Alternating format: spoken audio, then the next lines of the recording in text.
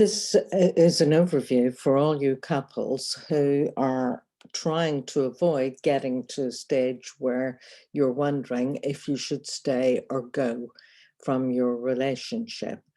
And it's not unusual for longer term marriages and relationships to hit a patch where this is what is looming on the horizon. But an ounce of prevention is better than a pound of cure. And this is a quick overview of my 3-stage, 10-step process to take you from sad to glad. So the 3 stages of my coaching model is to firstly stabilize the situation, secondly get in alignment, the two of you, and thirdly, to develop relational intelligence together. So the 10 steps are these. So given the first stage is to stabilize the situation, the 3 steps that accomplish that are, first of all, to park the problem, secondly, commit to the process, thirdly, make your marriage a priority, and having taken those steps, the situation is stabilized. And from that position, then you can begin to get into alignment with each other. So there are 4 steps in this phase and stage, which are to reconnect, to take stock, to stop playing games, and to embrace emotional honesty. And I'll explain what each of these steps mean in detail shortly. So having reconnected with each other, then you can move to the 3rd stage, which is about developing relational intelligence. So you will learn how to practice conflict regulation, how to review the boundaries of your relationship, and how to create a couple vision, and also to develop relational skills. So in step 1, we park the problem. And this is because by the time people get to watching this or taking steps to do something about it, they have each identified what they perceive the problem to be. And mostly that is not the problem at all, but they think it is. And mostly they see the problem as being each other. And they can get very caught up, and you may have done the same, very caught up in conversations like, we need to talk, we need to talk about these problems. And often these conversations take place late at night, and they only serve to lose a night's sleep. So step number 1 is to park the problem. It is futile, it just winds you both up, it doesn't take you forward, and it is a problem in itself. So it is essential that you stop having these conversations which are problematic. So step 2 is that you need to commit to this process. And that helps to stabilize things. So this process is a roughly 90-day process. So it's 3 months. When you commit to this process, you commit to parking the problems, and you commit to making your marriage a priority. And by making that commitment and actually signing an agreement for the next 90 days that you'll commit to this process, and it stabilizes the situation, because often one party, feels so depressed and demoralized by how things are going that they are often on their way to a solicitor if they have not already been, which is very unsettling. It's an unsettling position to try to reach any solutions. So the agreement is that you commit to this process, and you commit to making the marriage a priority. And part of the process is that you agree to give your marriage your best shot for at least the next 90 days, and at the end of which things will be reviewed.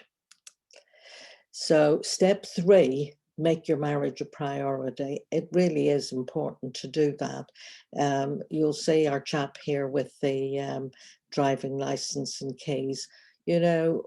People, if they want to go out and drive a car on the road, they take lessons, they pay for lessons, they take the time and they diarize the time and they practice, and then they get a license. Nothing like that happens for us with relationships. Nobody teaches us this at school. So this process is to teach you the lessons that they didn't teach at school. And one of the ways of you doing that is going through the process is to make your marriage a priority. And by making your marriage a priority, that means it's a priority over work, it's a priority over going to the gym, it's even a priority over the children, it's a priority over your sports. It is a priority for the next 3 months. I would like to say it should always be a priority, but definitely for this 3 months, you make it a priority. Because, a divorce can finish up being quite expensive, and it is worth taking 3 months out of your life to really focus on how good can this marriage get. So that's step 3. So that takes us, having stabilized the situation where there are commitments, that takes us to stage 2 and step 4. Stage 2 is about getting into alignment with each other, and step 4 is to reconnect with each other. It's difficult to resolve differences and conflict from a position of disconnection.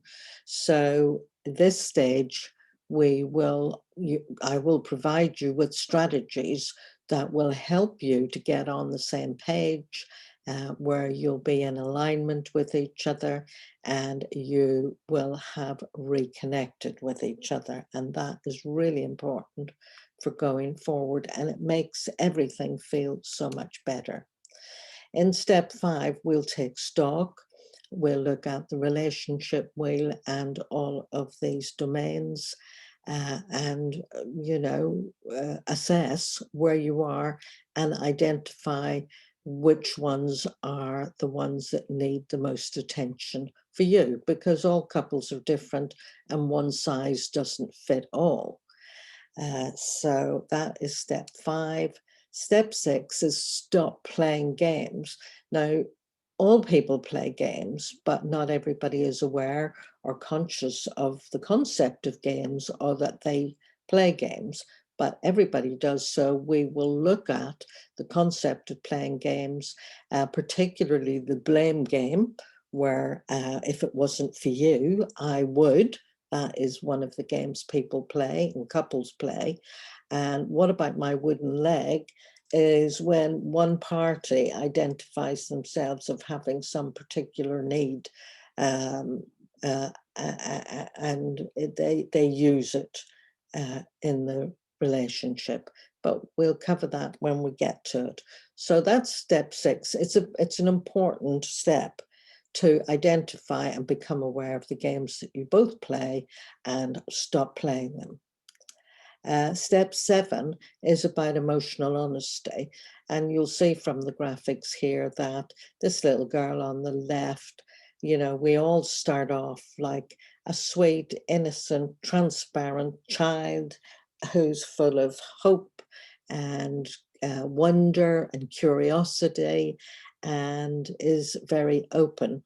Sadly, the socialization process and our particular circumstances often crush that in us and suppress it, and we become guarded like the couple on the right. And we finish up creating personas and wearing masks, and we don't really show ourselves to each other. That's where the gameplay comes in.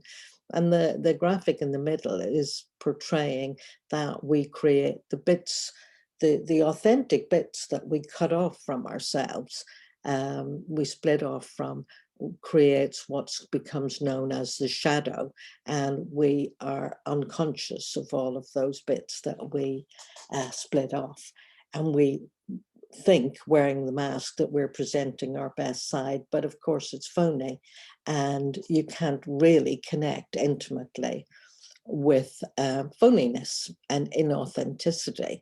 And one of the things that couples, after living together for a long time, um, one of the things is that they maybe have never really taken their mask off.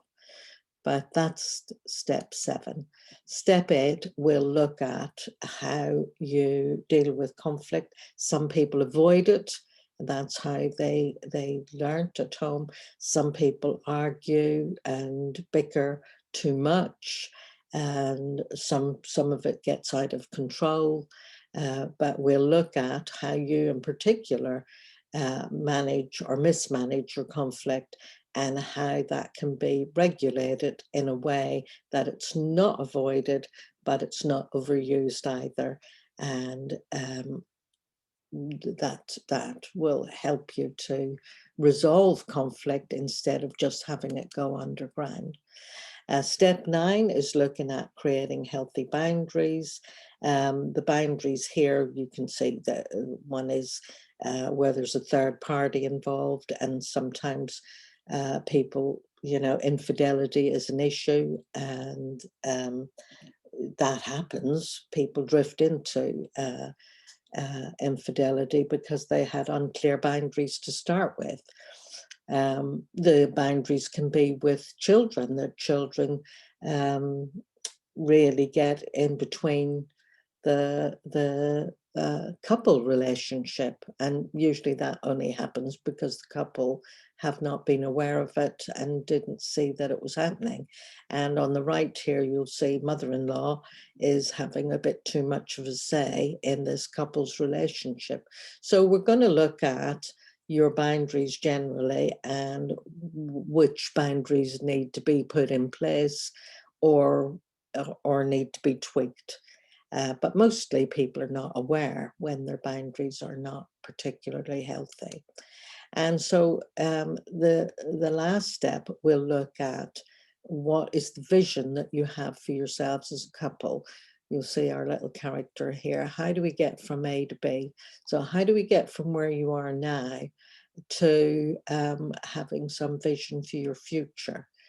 And developing relating skills, and having your relationship grow and develop and become stronger, more loving, more intimate, and more interesting and exciting and evolutionary along the way. So I hope that that is useful for you, and that you've got an idea of where this process goes. So it's 3 stages and 10 steps to cover over a 3-month period. And by the end of that period, you will review the situation and see, is the relationship viable? I think when you go through learning the content of this, most couples find it is viable, and they've discovered new knowledge and skills that really brings their relationship alive again.